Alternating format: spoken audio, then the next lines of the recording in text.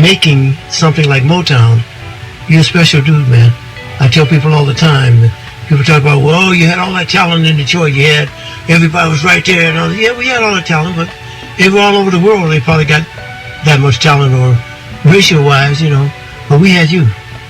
We had Berry Gordy, who was there, who could make that, all those people gel together and bring something like Motown together and bring it about where it becomes a worldwide phenomenon. That's special, man. Thank you, man. Thank you.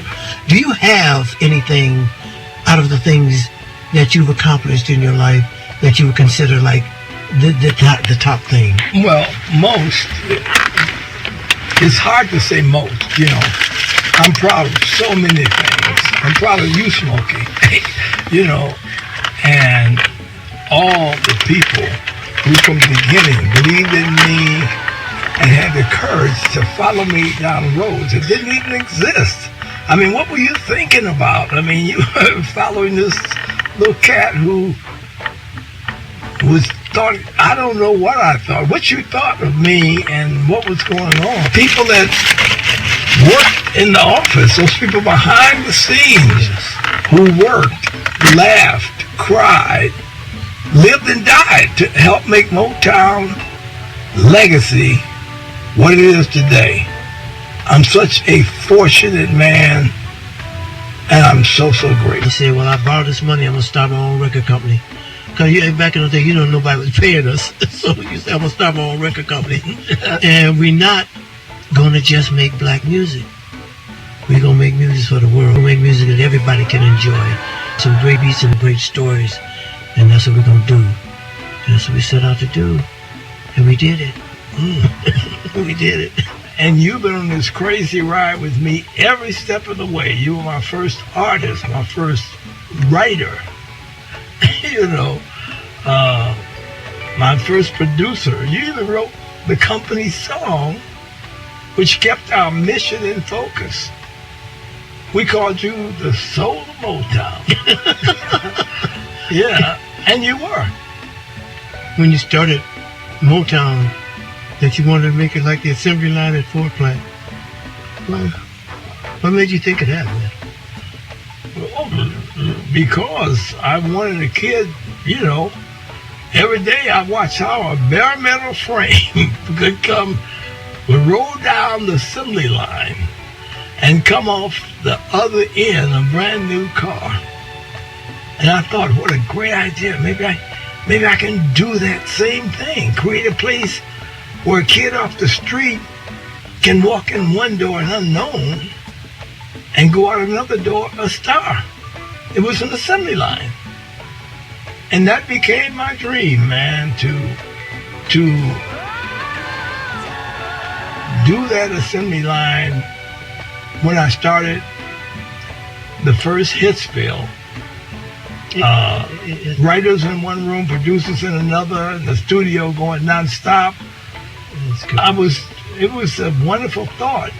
And you pulled it off, man. It was a great operation. I think about it all the time. I think about all the energy that was going on there, like you said, 24/7, to the point where you had to end up buying Golden World too to have some other studio where we could record and all that. And how the guys, how we lived at Hitsville. We were down there all night and he's gambling or something, playing ping pong or bowling. It was. And then we have the strong people in there like Charlie Atkinson. Yes. And my sister who started an artist development rooms where they groom the acts, taught them how to talk, walk, choreography, all that stuff. Nobody else had that. And Smokey, even you learned to dance. well, sort of. Shut up.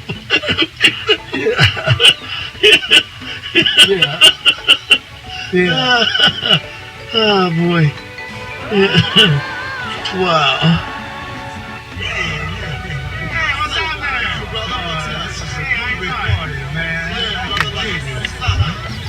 Marvin Gaye was the truest artist I have ever known.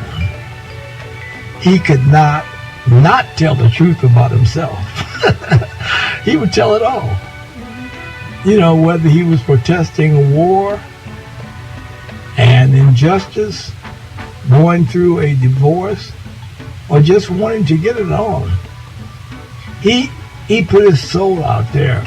He would even record all the tracks to what you were hearing with his voice. And so I used to say it was hearing Marvin on top of Marvin on top of Marvin. He would be ad-libbing to himself, and he was quite genius at it. He's great. And like many geniuses, he was complex, stubborn, brilliant, opinionated, and incredibly talented. And on top of all that, he also had a unique sense of humor. He was funny. Yeah, I tell people that all the time. People don't know that about Marvin. Marvin had a great sense of humor. He was, you know, his music is so moody and has that mood kind of thing on it, so people think that he was like moody all the time. But he had a great sense of humor, man. He did. He used to make us laugh. I tell people that all the time. He really was a funny dude. Yeah. Yeah, we all know Stevie Wonder was a musical genius. He is. But many don't know he was a prankster. Oh, yeah. You know. Oh, yeah. I do, when I introduce Tears of a Clown in our live show, I do a little imitation of Stevie, you know. And people come and say, oh, you imitating Stevie? Stevie imitates everybody. Right. Stevie imitates everybody that you can think of that he's ever heard in his life. He imitates them. But, you know, like you said. And when he used to imitate me, he still he does. would always, I know, but he would have a draw. He would overdo it. You know, exaggerated so. Yeah, and he still calls me and imitates you, man. Yeah. Oh, yeah. Well, that he used to do that. Okay, hey, I want to get. He would imitate me with Edna Anderson, my secretary, and in his best imitation of me, he'd say, "Hey, I want you to give Stevie, a check for $50,000 right away." But I don't get it, she said. Yeah, and she said, I don't get it. You don't have to get it. I worked it out with Stevie, and just give it to him now. And he hangs up. So Edna was confused, you know. But she ended up calling me and said, boss, you're going to have to sign that one yourself. It's way over my limit. And I would say, what one? You know, what the hell are you talking about? And she said, the check. The one for Stevie for $50,000. Wait a minute. Did that damn Stevie get me again? Yeah. And I would say, I think so. Yes, indeed. Yeah. He's a prankster. Yes, indeed. What about Michael, man? What about Michael Jackson? What was your relation? Oh, well, Michael Jackson. Wow. Michael Jackson was 9 years old when the Jackson 5 came to audition for me at Motown. I was there. The group was amazing. But this little kid had something really extra special. He had moves like a baby James Brown, and when he auditioned with your song, Smokey, Who's Loving You? Oh my goodness. It was like he had lived it and wrote it. Yes. Yeah. I tell you many times, if I sing part of it now in one of my live concerts, especially the younger people, they come in and say, well, why did you sing Michael Jackson's song? Okay. But thank you, Michael, because he put that song on the map. Thank you so much. You know, he was an old soul in a kid's body. I was amazed. We signed them to Motown around the time we moved to L.A. They became like family, even lived in my house, you know, in the beginning. We rehearsed, swim, even had baseball games, Jackson versus the Gordys. I believe heavily in these kids, and I wanted the entire Motown machine behind them. I was part of a songwriting team I put together called the Corporation, with the purpose of getting only #1 records. And I Want You Back, ABC, The Love You Save, and I'll Be There all went to #1. I remember the day that Dr. Martin Luther King came, and you and I were in the office when he said he came to Motown to record his I Have a Dream speech, because we were doing with music what he was trying to do legally. I met Dr. King around 1963. When he came to Hitsville to meet with me, I admired him and his people who were out there trying to do the right thing. Dr. King told me that he and I were on the same track and that our music was helping him with his mission. We became good friends. When I heard Dr. King's speeches, his words were powerful and his delivery was magnificent. I wanted them to be preserved forever so that everyone could hear his words the way he said them. So we released 3 albums of his speeches. The Great March to Washington, which included I Have a Dream, The Great March to Freedom, and Why I Oppose the War in Vietnam. We also created the Black Forum label, which we released albums of other speakers of the time like Stokely Carmichael, Elaine Brown, and the poet Langston Hughes.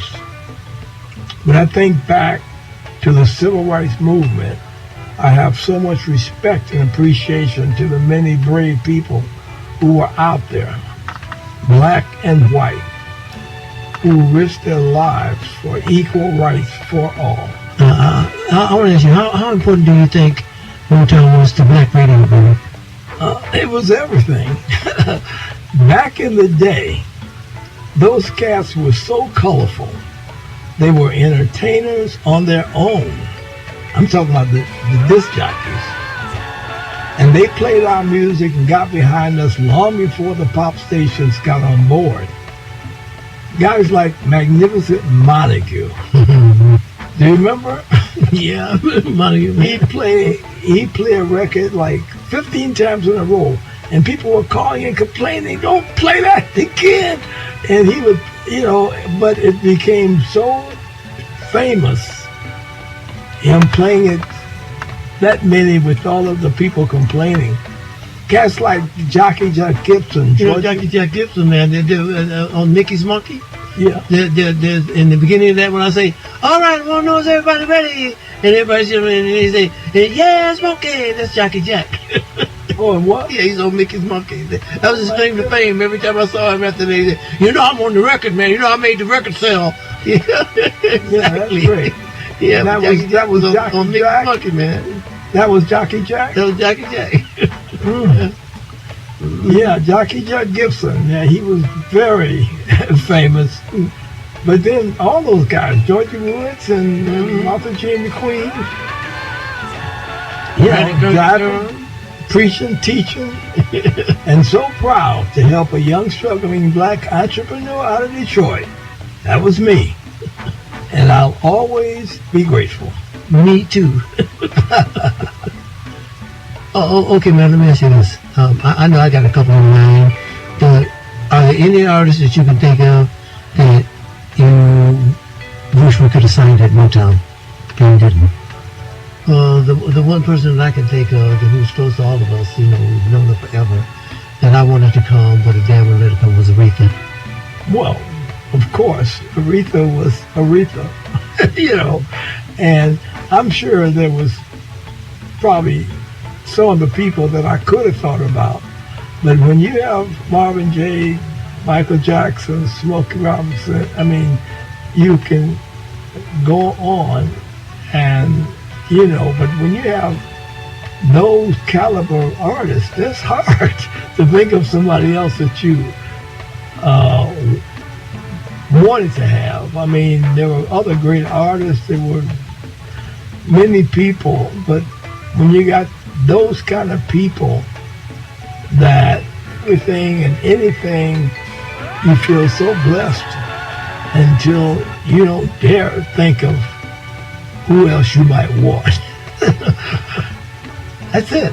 Yeah, man. I remember when the Beatles came out and they were really popular, and they had that album that had a bunch of Motown songs on it. They had one of mine on there. You really got a hold on me. Had one of yours on there. Money, that's what I want. Things. Mm-hmm. So how'd you feel about that? I mean, the Beatles recording 3 of our songs. Are you kidding? I was thrilled. You know, until the company guy that had recorded them came and wanted a discount on the publishing royalty. And I said, "What do you mean, discount?" He said, "Rather than pay the standard 2 cents per song, we only want to pay you 1.5 cents." And I told him, "No way. We don't give rates." You know, the next morning he called again and say whether they were sticking to their demand, and I had until 12 noon that same day to wire them an answer. It was already 11:30.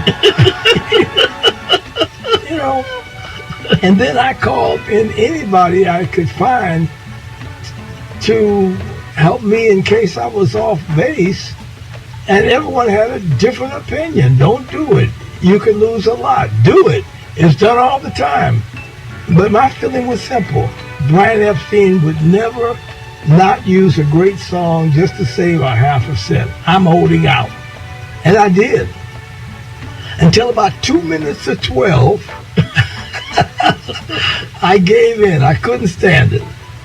And rushed the wire off to England, agreeing to their 1.5 cent rate. I had lost the game of chicken. Everybody was thrilled that I had given in, including me, until a couple of hours later when we got the news. The Beatles' new album with our 3 songs on it had already been recorded, mixed, mastered, pressed, and shipped. They got me. Yeah, they did. But I'd probably make that same mistake today.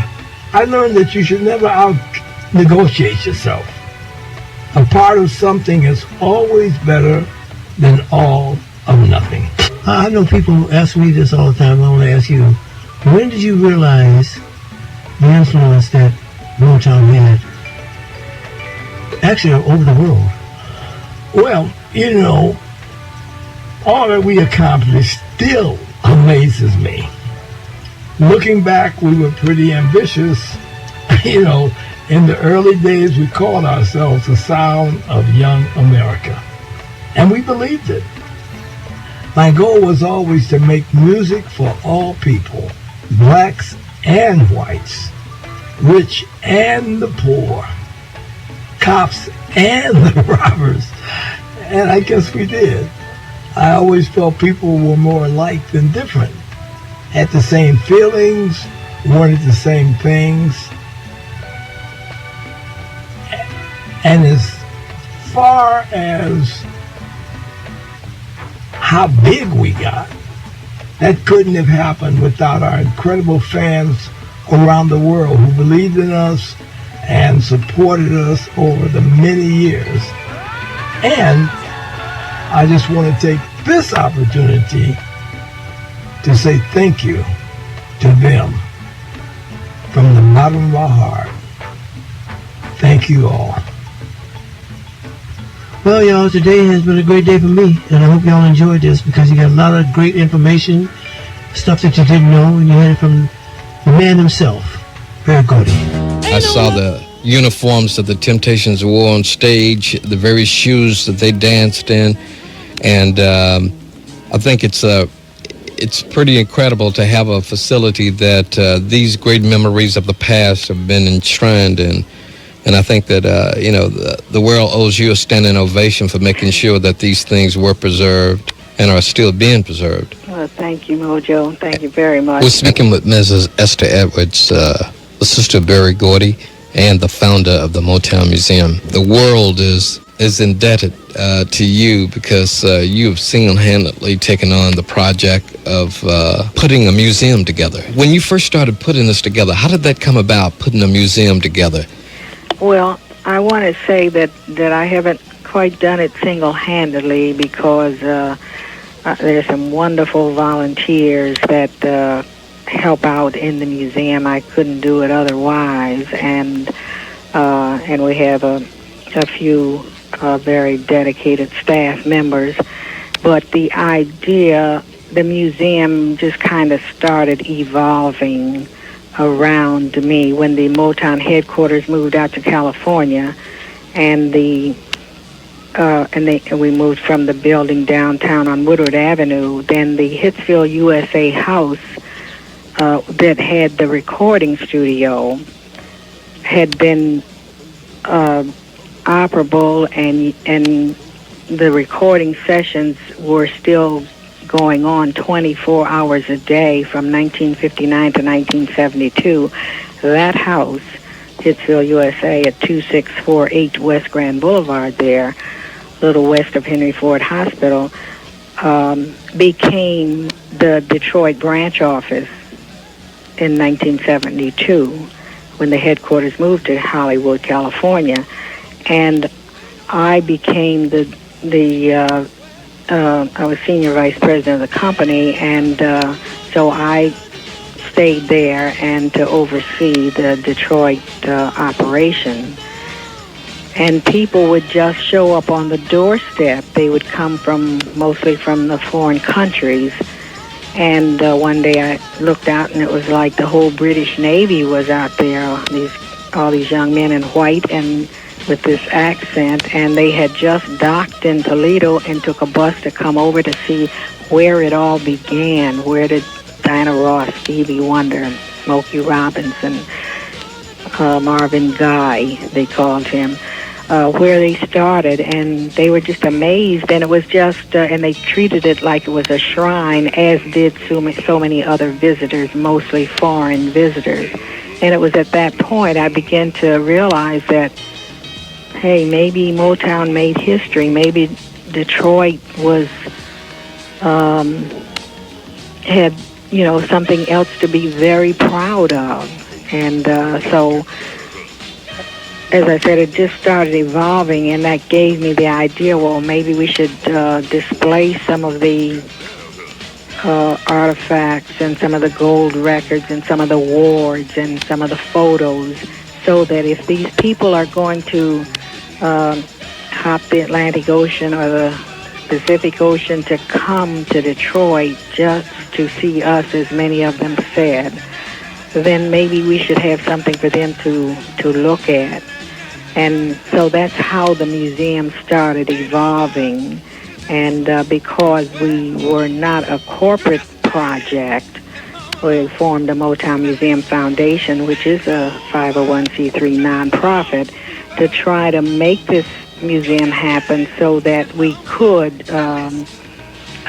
preserve the history, this era in American music history that had such a global impact. And it started right here in Detroit by just a young black man who really didn't set out to build a Motown, but Berry Gordy just did not wish to work on the production line in the factory as a career, and he didn't like the routine job, and so he just quit that job. He just quit it to said he was going to be a songwriter.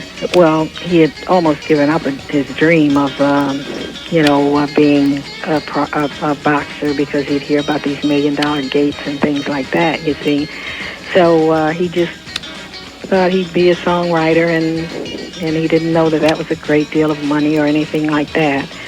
And one thing led to another, and that's the way Motown got started. And it seems that the museum is kind of parallel to that. It just started evolving, and now the ball has begun to roll, and we have great plans because we really would like to preserve this history because we wanted to inspire and motivate and educate, especially young people, to know that, you know, what can happen if you just pursue your dream, and with a unity and togetherness and love and support for each other and keeping the plan. So that's, you know, that's the way it got kind started. of what's happening at the museum, and we certainly appreciate every bit of help that we can get. And as I said, I can't do it single-handedly, and I haven't. But with the help of the people of Detroit, I'm sure that we can build a world-class museum that we will all be proud of. It would be great to see. It would be great to see all of the dreams and hopes that you have for the museum, come to pass. Because I think that events like this, though tragic, very tragic. Yeah, it's very sad, and we're very sorry because David was a young man and so talented. Such a one-of-a-kind entertainer with his own style, and just so unfortunate the problems of today, the drugs and so forth. It's just too bad. It's just really saddening that young people have to be exposed to that kind of possibility. Well, with the museum, at least all of the David Ruffin fans tomorrow, Temptations fans, they can walk in the footsteps of giants because of your efforts to preserve, this great facility. Earlier today, I saw the uniforms that the Temptations wore on stage, the very shoes that they danced in, and I think it's pretty incredible to have a facility that these great memories of the past have been enshrined in. And I think that, the world owes you a standing ovation for making sure that these things were preserved and are still being preserved. Well, thank you, Mojo. Thank you very much. And I'll see you tomorrow at the museum. All right. I'll certainly look forward to seeing you tomorrow. And thanks a million. And thank you very much for your time. All right. This is WMXD. We've been speaking with Mrs. Esther Edwards, the sister Berry Gordy, the founder of the Motown Museum, sharing some memories on Mr. David Ruffin.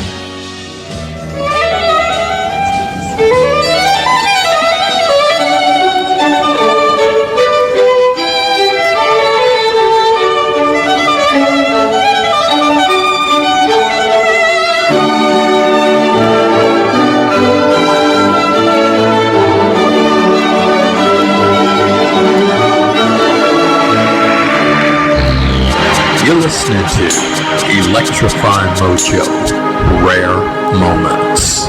If you like this video, hit the like button. If you wish to subscribe, hit the subscription button. If you like this video, hit the like button. If you wish to subscribe, hit the subscription button. If you wish to subscribe, hit the